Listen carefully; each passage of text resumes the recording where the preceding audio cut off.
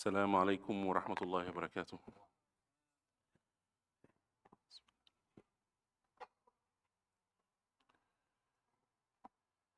الحمد لله والصلاة والسلام على رسول الله من يهده الله فلا مضل له ومن يضلل فلا هادي له ونشهد أن لا إله إلا الله وحده لا شريك له ونشهد أن محمدًا عبده ورسوله هو الذي أرسل رسوله بالهدى ودين الحق ليظهره على الدين كله ولو كره المشركون فصل اللهم على سيدنا محمد وسلم تسليما كثيرا كثيرا.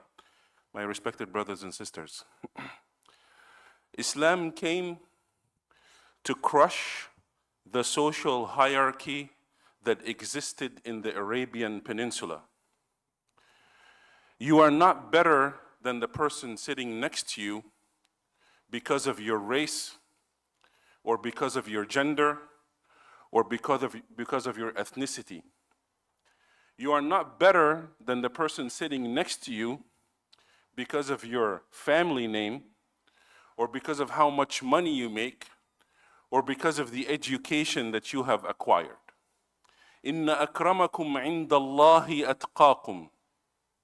The best among you in the eyes of Allah Azza wa Jal are those who fear Allah, who are conscious of the presence of Allah Azza wa Jal in their actions. And the Arab leaders at the time had a very hard time accepting that.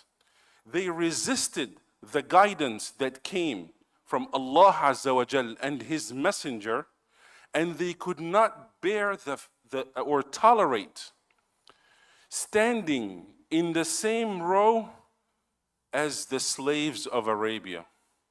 How can we be standing in the same row? You are asking us, Ya Muhammad sallallahu alayhi wasallam, to accept this message of Islam and stand in the same row of my slave? You're asking me and to stand even behind a slave who can be the imam of a prayer? Or what if you appoint that slave as a general in your army? You want me to be behind someone like this? So they asked Rasulullah sallallahu alaihi wasallam, and they told him, can you bring a different Quran? Can you bring a Quran that praises us a little bit as the Arabs and the leaders of the Arabian Peninsula? And Allah Azza wa Jal responded to them in Surah Al-Kahf. Islam came to defend the new converts who felt weak or who felt that they were poor or that they were overwhelmed by their masters. In 3 beautiful ayahs, Allah Azza wa Jal responds to the leaders of Mecca and the leaders of Quraysh about their request for a different Quran. And in there, a very beautiful ayah in Surah Al-Kahf, it defends the new converts coming to Islam. And in one of the most beautiful, no compulsion in religion ayahs in the entire Quran, you will find it in Surah Al-Kahf. I'm talking about the verses of 27, 28, and 29. So we begin, inshallah. وَاتْلُ عَلَيْهِمْ مَا أُوحِيَ إِلَيْكَ مِنْ كِتَابِ رَبِّكَ لَا مُبَدِّلَ لِكَلِمَاتِهِ وَلَنْ تَجِدَ مِنْ دُونِهِ مُلْتَحَدًا. وَاتْلُ عَلَيْهِمْ, and recite unto them what has been revealed to you from your Lord's book. مِنْ كِتَابِ رَبِّكَ. Before I begin explaining that ayah, if you don't understand the concept of what a Rabb means, then how can you eliminate racism from your heart? You have to first and foremost understand what the word Rabb means. Rabbul Bayt is the head of a household. If you are a head of a household, then you would understand that you have certain responsibilities and certain duties towards your family. You are responsible for providing safety and shelter and food, healthcare and education. And the very first ayah that was revealed to Prophet Muhammad alayhi salatu wasalam, the way Allah Azza wa Jal introduced himself to his messenger was by telling him, I am your Rabb. اقرأ باسم ربك الذي خلق. Read in the name of your Rabb that created you. That's the very first introduction. Allah Azza wa Jal created us. And He's the one responsible for our safety, for our shelter, for our guidance. He's responsible for everything. And in return, we begin our prayer by thanking Him, by appreciating Him. And we say what? Alhamdulillah Rabbil Alameen. All praise and thanks and appreciation and gratitude, not just to the head of the household, to the head of the world. Rabbil Alameen. Then you go in ruku' and you declare that He is Rabbul Alameen. And you say, Subhana Rabbi al-Azim. Then you go in sujood and you declare. Now I have 3. Then you go in sujood and you declare His Lordship and you say, Subhana Rabbi al-A'la. So Allah Azza wa Jal now is addressing the Meccans and the arrogant Arab leaders, and He's telling them, Muhammad sallallahu alayhi wa sallam is a messenger. He's not talking out of his desires. He's not giving you words from his head. Min kitabi rabbik. This same Rabb that created you and responsible for everything that revolves around your life, this same Rabb has a book. He has a book. Kitab Rabbik. And from this book, min kitabi Rabbik, the messenger is getting revelation. And now, he's doing the tilawah. Why didn't Allah Azza wa Jal say, اقرأ ما أوحي إليك? Just like the very first verse that was revealed to Prophet Muhammad alayhi salatu wasalam, اقرأ باسم ربك الذي خلق. Why in this ayah, وَاتْلُ عَلَيْهِمْ وَاتْلُ مَا أُوحِيَ إِلَيْكَ? What is the difference between tilawah and qira'ah? Why was the word tilawah mentioned here instead of qira'ah? Tilawah is recitation and qira'ah is reading. Is there a difference between reading and recitation? Absolutely.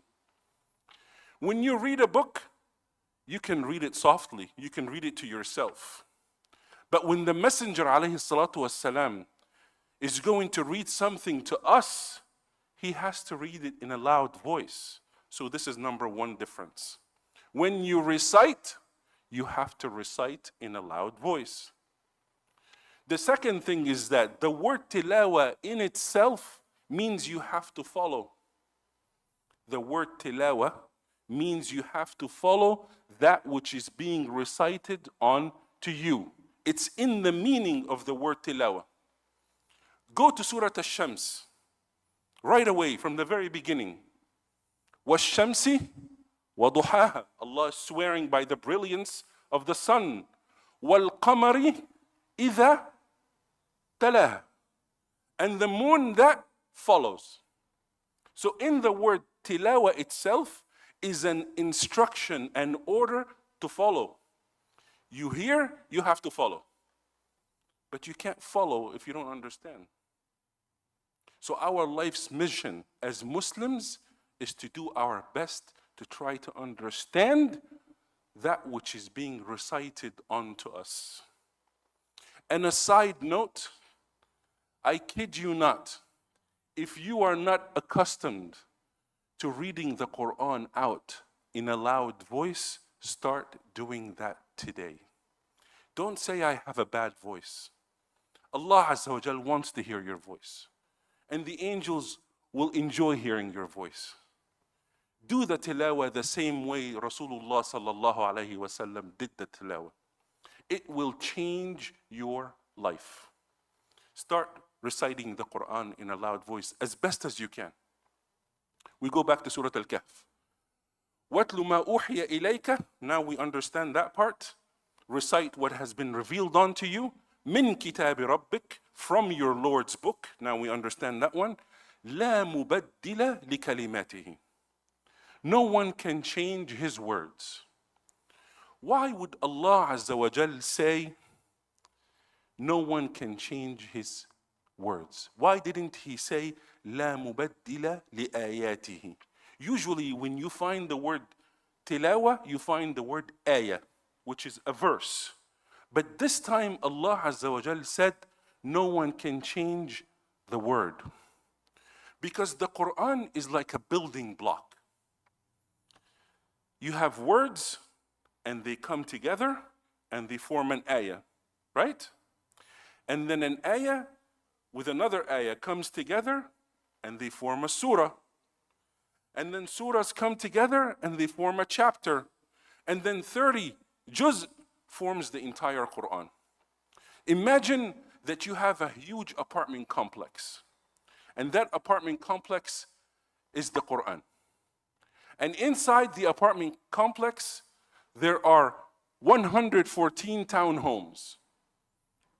Just like we have 114 surahs. And inside the 114 townhomes, you have rooms. And those rooms are the ayah.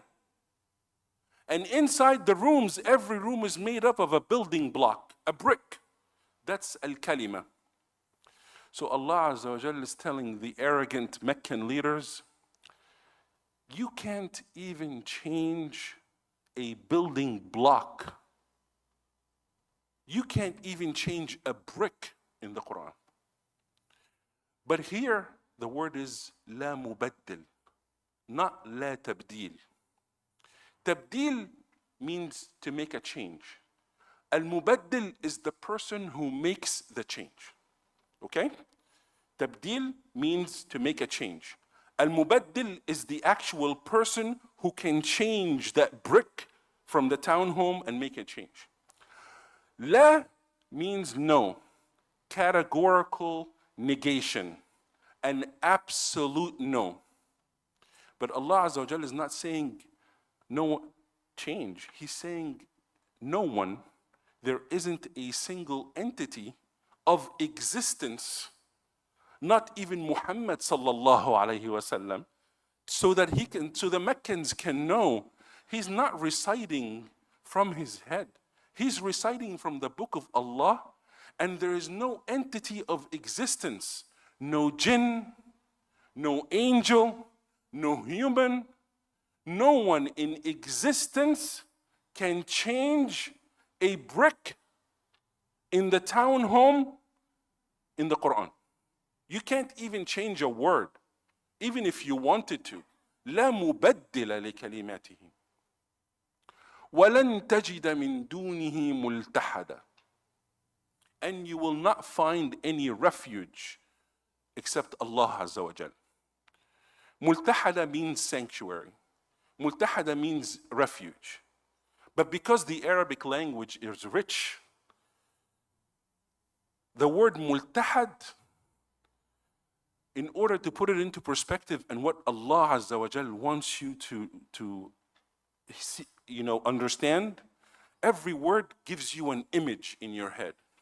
What does multahad mean? You know, if you are in the kitchen and you find a bug, and you're trying to get that bug out of your house, then the bug is too smart. It knows where that nook or cranny or that little hole behind the kitchen cabinet, and so it just runs and hides into that ditch. That's al-multahad. Allah Azza wa Jal is telling us you can't find even a nook or a cranny.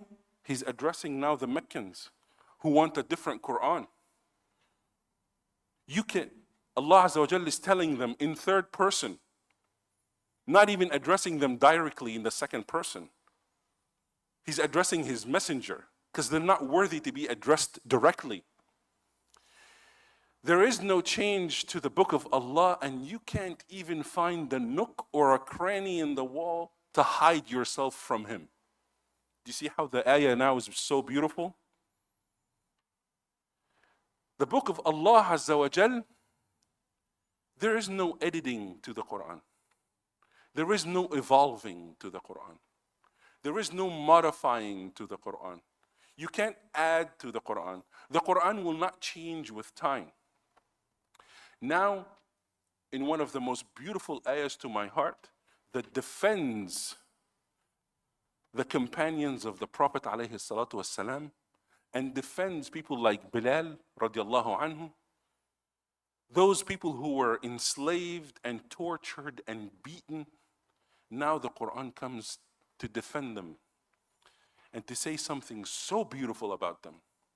The next ayah in Surah Al-Kahf, وَاصْبِرْ نَفْسَكَ مَعَ الَّذِينَ يَدْعُونَ رَبَّهُمْ بِالْغَدَاةِ وَالْعَشِيِّ. وَاصْبِرْ نَفْسَكَ, and be patient. And by extension, even though this was addressing the Prophet alayhi salatu wasalam, by extension this applies to us. وَاصْبِرْ نَفْسَكَ, and be patient. Be patient with who? Befriend who? Have as your companions and your friends who? مَعَ الَّذِينَ يَدْعُونَ رَبَّهُمْ, with those who make da'wah and worship Allah Azza wa Jal بِالْغَدَاةِ وَالْعَشِيِّ. Read the translation in any Quran book. You will find the translation of Al-Ghadati wal-Ashi, those who worship Allah in the late morning and early evening. That does not tell me anything. What's late morning? What's a late morning time? And what's an early evening? 4 o'clock, 5 o'clock, 6 o'clock? That doesn't tell me anything. You'll be pleasantly surprised to know this, that the Arabs at the time didn't have a watch. So how did they tell time? They had a word for every hour. For every hour of the day, they had a word. So for example, if you tell someone, I'm going to meet you at duha, they know exactly when during the day we're going to meet. If you're going to tell someone, I'm going to meet you at dhuhr time, or asr time, or maghrib time, they know. So where does al-ghadati wal-ashi fall in between zuhr, asr, maghrib, and fajr? Where does it fall? Let's take it hour by hour and see what Allah Azza wa Jalla is trying to tell us. He's telling us, and He's telling His messenger, وَاصْبِرْ نَفْسَكَ, be patient and befriend those people who are worshiping me during al-ghadati wal-ashi. What is al-ghada? Imagine that Fajr is 4 a.m. 5 a.m. is called as-subh. That's according to the Arabs.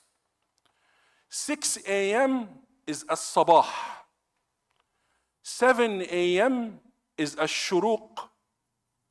8 a.m. is al-bukur. 9 a.m. is al-ghada.